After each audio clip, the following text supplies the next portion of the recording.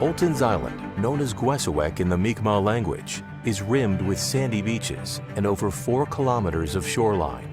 The island provides important habitat for migrating waterfowl and shorebirds, as well as a variety of small animals. Its mature forest is a nesting ground for great blue herons, double-crested cormorants, and bald eagles. Kwesawe'k and Kwesawe'k Bay, which surrounds it, have a long and rich Mi'kmaq heritage. Today, Kwesawe'k is a high priority for protection. Nature Conservancy of Canada and the Epekwitnewaq Mi'kmaq are working collaboratively to conserve this unique place. We share a goal to conserve the health of this land for the long term, but in order to do so, we need your help. Your donations will protect Kwesawe'k for the long term. It will be transferred in full and returned to the Epekwitnewaq Mi'kmaq, who will continue to conserve and care for the land in perpetuity. You can be part of this important Indigenous-led conservation story. Not only will you protect a rare, unique natural landscape, but you will also conserve a culturally significant area for generations to come. Join us in protecting this important piece of our natural heritage.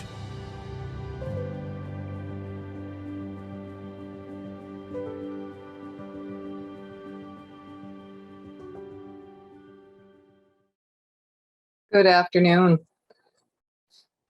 friends of nature. Epekwitnewaq, welcome, bienvenue.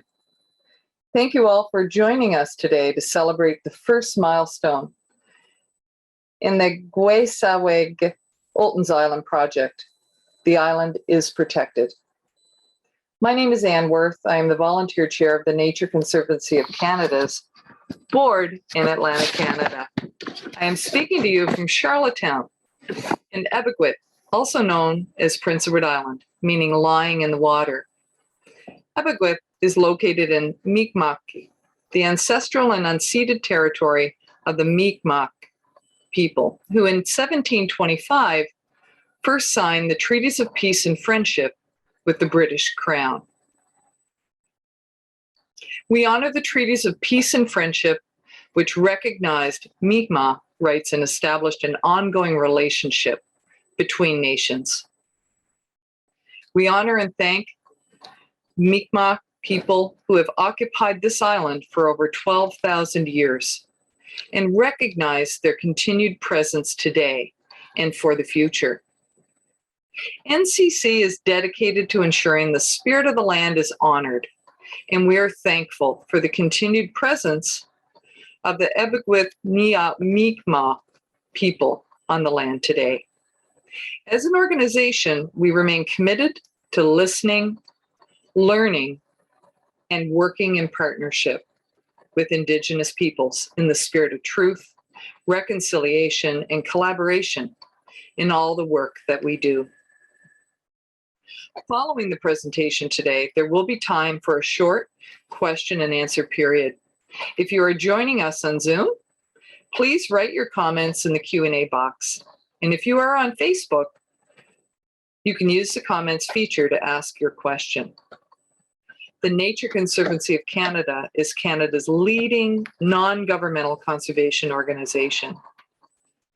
The interconnection of people and nature is our foundation. We believe that together we can build a thriving world by protecting and caring for our country's most important habitat, plants, and animals. Because when nature thrives, people thrive. NCC has been working in Prince Edward Island since 1978. Since that time, with our supporters and partners, we have helped protect over 2,600 hectares of some of the most important natural areas across the island. It is truly my pleasure to introduce you to NCC's president and dynamic CEO, Catherine Grenier. Welcome, Catherine. Thank you very much, Anne. Bonjour. Hi, everyone. I'm so pleased to be here today for this celebration. We had an amazing year for conservation at NCC with almost 100 projects from coast to coast across the country. But this particular project has a very special place in my heart, and it's an honor to be with you all today to celebrate this amazing win for conservation. So this week, Earth Week, the Mi'kmaq people and the Nature Conservancy of Canada announced a major step forward to protect Kwesawe'k, also known as Oulton's Island. Together, we have reached a major milestone, a turning point. Kwesawe'k is now protected. And our focus is now shifting to raising the remaining 3% of the positive projects required to take care of it in perpetuity. Generous supporters across the countries have rallied to help NCC protect Kwesawe'k. The story of this relatively small island off the coast of PEI, just 85 hectares, has rippled across the country, and it has grown, inspiring a wave of positive change. Because it's not just about nature, it's about people being part of nature and working together to build a thriving world. The really exciting element of this project is that through a unique agreement, in a few years' time, Kwesawe'k will transfer to the Epekwitnewaq Assembly of Councils and remain in the care of the Mi'kmaq people forever. NCC as an organization, as Anne mentioned, is on a learning journey.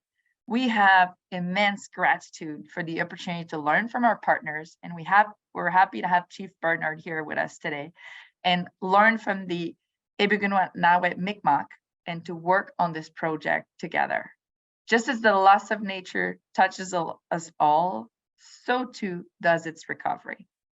Every conservation project is unique, province to province and community by community, but they all share a very common thread, and that's partnership. And we're extremely proud of the partnership we're celebrating today. Everyone has a role to play for nature, landowners, all levels of government, NGO, industry, investors, Indigenous communities, all of you that are joining us today. None of us can succeed alone in finding solutions to biodiversity loss and the impact of climate change. And only with a whole of society approach can we get there. If you're joining us today, you are part of the solution. And I really thank you. Every day, your support gives the NCC team the confidence to deliver big results for nature and our future. NCC has actually dreamt of Kwesawe'k since the early 80s. That's over 40 years trying to make that happen. And together, we've taken a step to protect these precious lands and waters for all of who live in PEI and all of Canada for generations to come. So, merci, Walayak. Thank you to all of those who have supported the first stage of the Kwesawe'k projects, and I thank you in advance for your ongoing support as we collaboratively care for this land and ultimately transfer it back to the Mi'kmaq people in perpetuity. Thank you very much, and back to you, Anne.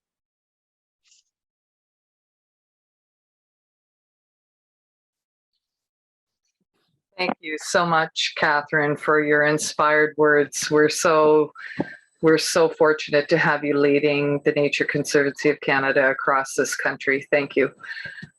Such a champion. It's indeed my distinct pleasure and honor to introduce to you Chief Darlene Bernard. Epekwitnewaq, strong eagle woman, embodies her traditional name, and she is one strong woman.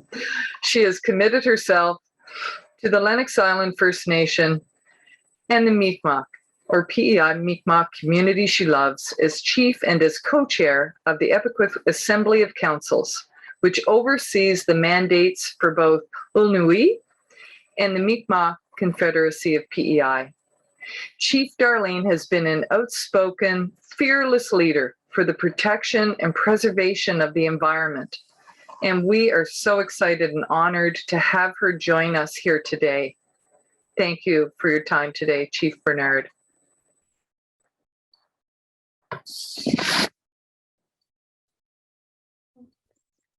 Gwe. Thank you for the introduction, Anne. And thank you, Catherine, so much for your meaningful words. Kwesawe'k Jalasi. Hello, everyone. I am Chief Darlene Bernard. My traditional Mi'kmaq name is Epekwitnewaq Mi'kmaq, strong eagle woman. Well, Lalin, and thank you for inviting me to be here today, to be a part of this very, very special, exciting celebration. I am both excited and so very grateful to be here with you all and everybody that's out there that's joining in with us. First, I want to acknowledge our elders who are our knowledge keepers and the keepers of our stories, our history, and our traditions. And in our culture, we always acknowledge these special people first. Then I would like to begin by offering thanks to the Creator, Kwesawe'k, for our environment, which provides all that we need to sustain ourselves. I've always been told that if we take care of the environment, Mother Earth will take care of us. So Walal and Kwesawe'k, thank you, Creator. It is important to honor past, present, and future generations by respecting our surroundings. The 7-generation principle is an Indigenous concept that teaches us to remember the 7 generations that have come before us and consider our impact on the 7 generations that will follow. In that same spirit, we have taken very important steps, hand in hand with the Nature Conservancy of Canada, to protect and preserve a beautiful and pristine part of Epekwitnewaq. I am extremely proud to see that we have reached this large milestone and that Kwesawe'k is now officially protected. This project is of great significance ecologically and also culturally. It also demonstrates reconciliation in action by working with the Mi'kmaq towards partnered conservation and the eventual return of land. And our chiefs and elders, knowledge keepers alike will say there can be no true reconciliation without land back. And here we are on little Epekwitnewaq doing just that. So it's amazing and just such wonderful news. Our people, the Mi'kmaq, are the first peoples of this island, Epekwitnewaq, also known as Prince Edward Island. And we have always been guardians of the natural world. We are pleased to continue this tradition while partnering with like-minded organizations such as the Nature Conservancy of Canada. The Mi'kmaq have occupied Epekwitnewaq for over 12,000 years. Our deep cultural roots and relationship to these lands and waters are forever entrenched and are sacred. This is why collaboration on conservation with the Epekwitnewaq Mi'kmaq, the Mi'kmaq of PEI, is so valuable and essential for us all. We are that much stronger when we join forces. We see that all across the board. When we work together, great things can happen. I would like to highlight a Mi'kmaq concept that I feel is appropriate, significant, and speaks to how we can continue to work together. Epekwitnewaq is the Mi'kmaq word for two-eyed seeing. Mi'kmaq elder and knowledge keeper Albert Marshall introduced this guiding principle in 2004 as the gift of multiple perspectives valued by many Indigenous peoples.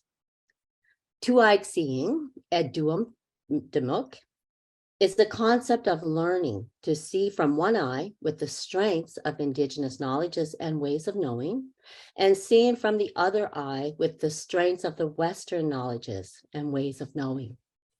And from my perspective, that is exactly what we are working towards here with each other. It is believed that two-eyed seeing, Epekwitnewaq, provides a pathway to coexistence, where long-standing Indigenous knowledge systems can be paired with Western scientific insights for an equitable and sustainable future. In Epekwitnewaq, two-eyed seeing, it is important to recognize that this concept does not diminish, favor, or assimilate either perspective. This guiding framework serves to build a harmonized coexistence and to complement both approaches. It creates an awareness and understanding that to move forward, both ways of knowing are beneficial, and recognizing and seeing both ways of knowing can only improve and strengthen our decision-making and our future in all aspects So before I conclude, I would like to share one more piece of our language and culture with you all that I hope will resonate with you. This phrase, Nogama, you've heard it a lot, which it means all my relations. And it is a Mi'kmaq concept and principle that refers to all living things being related and interconnected. It is also a term used for honoring and thanking Creator, Gizok, during ceremonies and other occasions. And it is a key part of how we as Mi'kmaq view the world around us. I encourage you to take this piece of our language and speak it, remember it, and what it means. Tread lightly with awareness and care, my friends.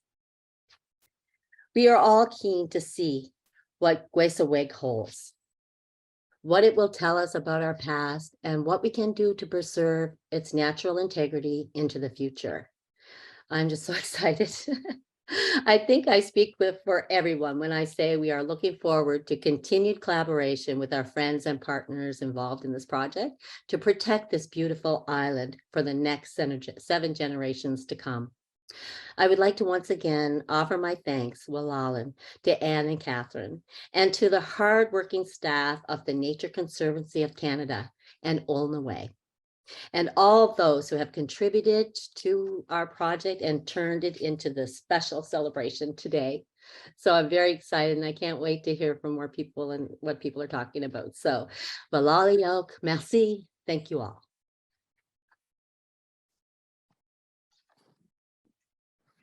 Oh, thank you, Chief Bernard.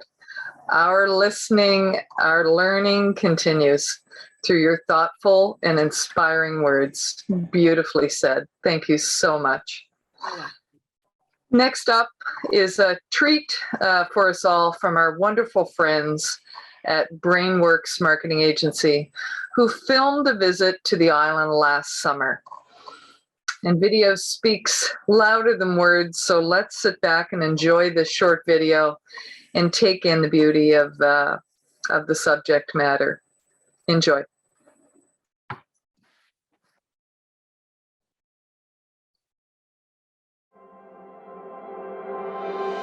Today we are on Oulton's Island, or Kwesawe'k, which is a 211-acre island in Kwesawe'k Bay, Western PEI.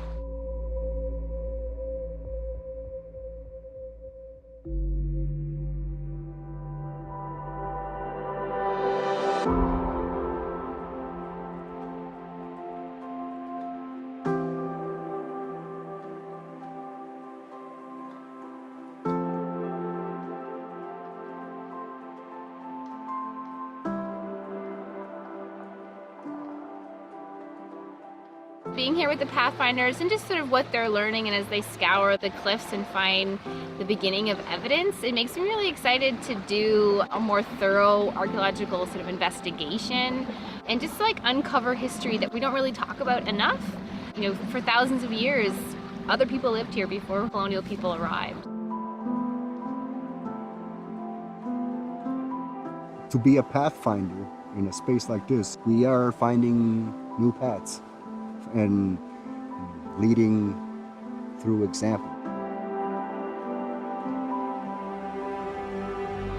The Nature Conservancy of Canada has been protecting land in this part of PEI for a little over 10 years. We have been acquiring land in the Kwesawe'k and Conway Sandhills, which are barrier islands, which are just behind me here. Over time, we've really learned that this area is significant, not just ecologically, but really culturally. There is this joint collaborative understanding that this is indeed a really special place.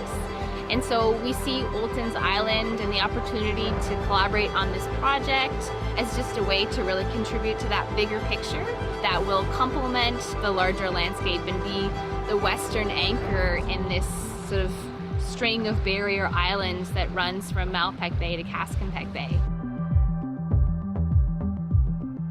What we've been finding is pieces of contact material, like gun flint and various pieces like that. But we've also found pieces of flakes, like from chert and other materials that have been used in the making of stone tools for our people. From basic addle points to the more recent arrowheads.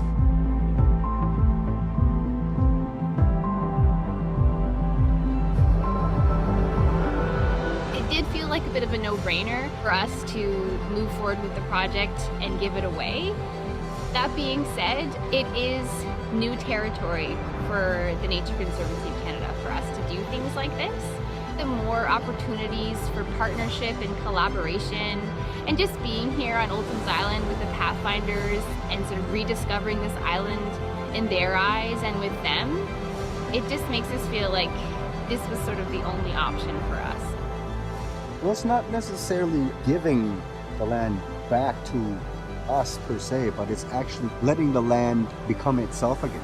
Not one of us owned a piece of land. You know, it was actually part of us. It's not only for us, but it's for everybody else.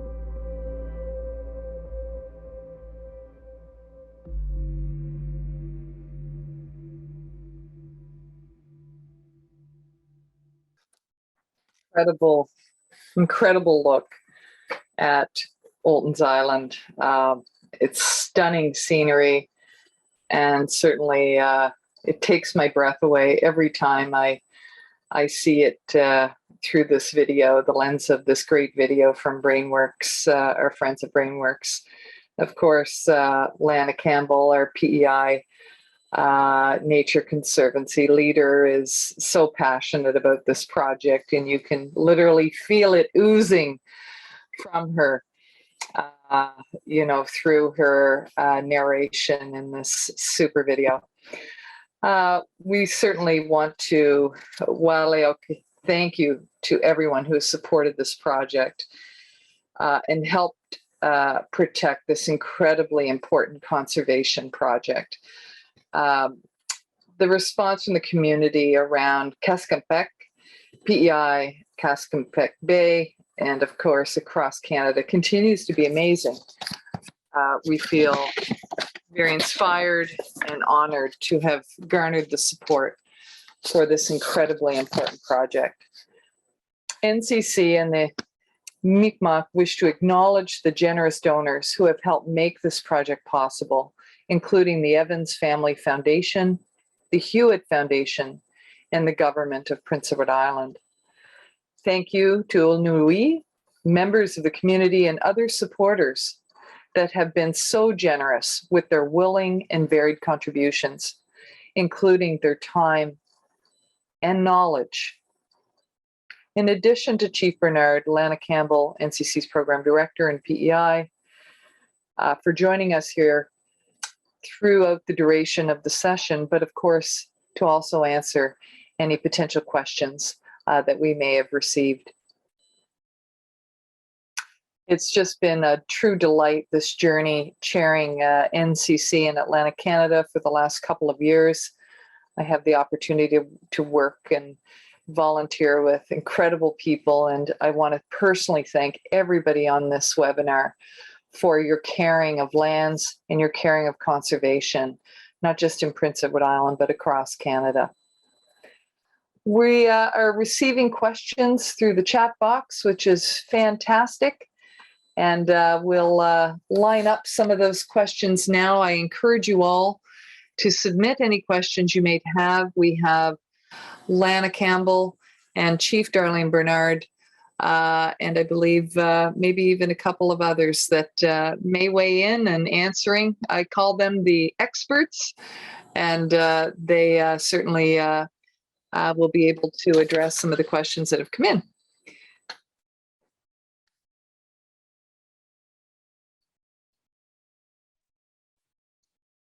Do you want me to just, I saw a couple of questions. Do you want me to just speak to them, or is someone going to ask the questions? I'll invite both you, Chief Bernard and Lana, to, as you're reading the questions, feel free to we'll just simply take it as is and speak to the ones that speak to your heart. And I'll chime in, and we'll be a team. How's that? Okay, I could start. I saw a question about, so what next? The island's been secured, so what is the next step? So my understanding is the next step is phase 2, which is all about working together to do an assessment of the island, to look at the wildlife that's there and all of the ecological, the beauty of it, to do that assessment, and also to start to build capacity within the First Nation because we need to learn over how to steward lands and things. Everybody understands about colonization and how that all went awry. But now here we are doing what we should have been doing, 300 years ago.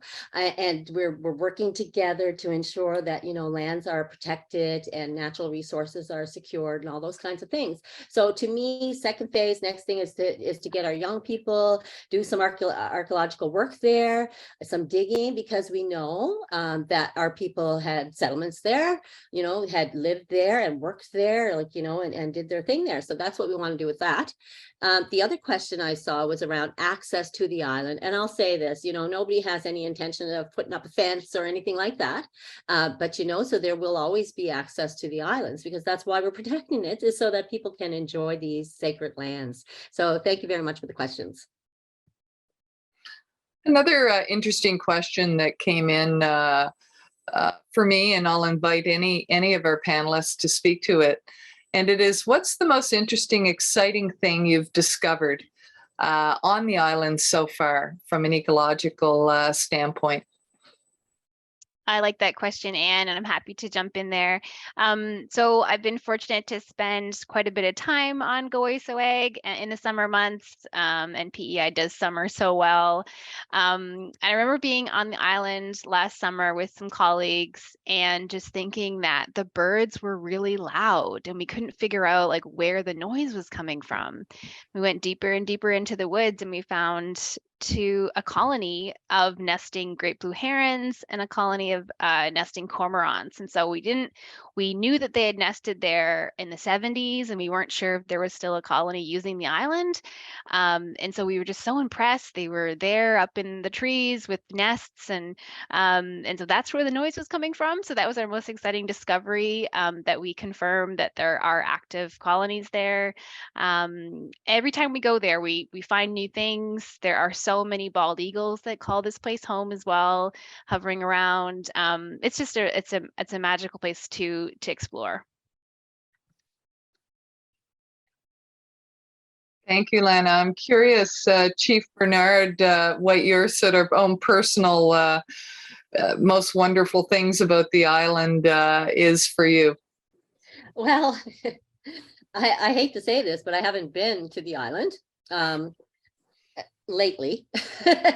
But I like hearing about the bald eagles there and the cormorants and all that stuff. That's so exciting. And I think that what I'm looking forward to is when we start to do some archaeological digging and to be able to uncover some things that are very culturally relevant to us, that will speak to our people and that we can then share with the world. So I'm excited, really excited about this project. And the more I talk about it, the more excited I get, and the more grateful I feel that we have an organization such as the Nature Conservancy of Canada who gets it, and understands, as the first people, land is very sacred to us. This whole climate change and coastal erosion we're watching it. We're watching our lands fade into the waters, and maybe that's what we have to do what we can to mitigate that, and it's happening. But I think if we move forward, we're protecting these lands, then it will serve us in the long term, because the more lands we can protect and save, it saves us. So anyways, that's where I'm at with that. I'm just so excited about it. I think it certainly needs to be reinforced. Of course, we're celebrating a wonderful partnership today, but the question was raised: why are these types of partnerships so important in conservation? And I'll kind of kick that back to everybody to consider. There's been so many ongoing partnerships with Indigenous nations in Prince Edward Island, Darlene, as you've seen, and Chief Darlene, and I think that this is something to be celebrated. And I'd love to hear thoughts about continued conservation partnering and why it's so important. Well, I think it's extremely important because, to me, it shows that, organizations, people in general are learning more about treaty rights for First Nations peoples, and we're all treaty people, right? So we all have to work together and form these strong partnerships based on the common interests that we have, and it's our environment, right? So we do need to work together to secure these things, because if water's going to come up and take lands away, how do we work together to help Mother Nature heal herself? Because really, Mother Nature is ticked off. I often say this, she's a bit ticked off because, like, we never saw hurricanes, and we never had hurricane season, and all the different things that are happening, and we have to take a step back and say, okay, how do we help our environment to help us? And I think that through working together, we're stronger when we work together. We can bring more ideas, and just like, our perspectives, our worldview, and the principles of our ancestors, Nudugalam, only take in what you need, and leaving the rest. And I spoke to Edu I can't even say it right now. I have to look at it on paper. It's a new word for me, but I'm very interested in learning these new words and these new principles and sharing them with our partners at the table. We'll talk about these principles and how these principles can be married to the Western principles. And, we bring this all together, and the knowledge that we have will help secure these lands. That's what I think. And I'm a very positive person. So someone else could probably say, oh, whatever, but I'm a positive person. And I love building relationships that will work to our advantage. And this is one of the things that when I say, we sit around the boardroom table all the time and we talk about reconciliation, and everybody's trying to figure out what that is. And at the end of the day, we all have to kind of have the same idea of what it means. But to me, we can talk all we want, but until we see action, I'm not convinced that we're getting it, but we are getting it. I'm seeing this as like a shining star for me, that, someone's getting it and someone is reaching out to us, and we're going to work together and we're going to start conserving lands. And I think that when we've done it once, we can do it many times and across the country, because I think that we have to look after Mother Nature. If we don't, we're going to be having a lot of trouble. Anyway, I could talk and talk and talk. Shut me up, someone. That is very well said, Chief Bernard. Thank you. We've had a couple of questions in the chat box around species at risk, mitigating climate change impacts on the island, our assessments, and so on, and what we've seen even over the last year, even as we consider that a hurricane did come through PEI in the fall. And I think, Megan, you may have some comments related to this, but Lana, I invite you as well to consider that, the nature of those kinds of questions. Thoughts? Yeah, thanks for that, Anne. This is definitely our bread and butter. We love to get out on the land and use, as Chief Bernard mentioned, sort of our Western science eyes and hats. And so we're still learning about the island. We haven't identified any species at risk at this time, but that's not to say that we won't. We do have a bit more digging to do on the plant side. In terms of an assessment for coastal erosion, Kwesawe'k is actually fairly protected from the Kwesawe'k sandhills. It is kind of tucked in there. We haven't really seen it post Fiona. However, I do think that Western PEI was a bit more spared than Queens County. And so I think that, we'll have a plan, have a vision for the island in terms of if there's any rehabilitation work that needs to be done around the forest. We'll continue learning about the land, on the land with our Mi'kmaq partners. We've committed to every future trip we'll be together. We won't go alone. And so we're just looking forward to spending more time there and learning a bit more. But this is definitely an area that we this is what we love to do. So. Thank you, Lana. believe we're approaching near the end of our session today. There's been some great questions, and there's been a slew of congratulatory notes through the chat box. We thank you all for that. And thank you for your time today. The great news is the session actually is being live streamed and recorded. So you'll be able to go back and review and take it in again and even share it into the future. So thank you again for participating. We're going to wrap up with a collective hurrah and congratulations to everybody involved. And in the name of nature conservation, we express gratitude for all of the wonderful progress that has been made to date. So thank you all. Great, thanks. So we'll sign off, and everybody have a wonderful weekend. Thank you again for joining.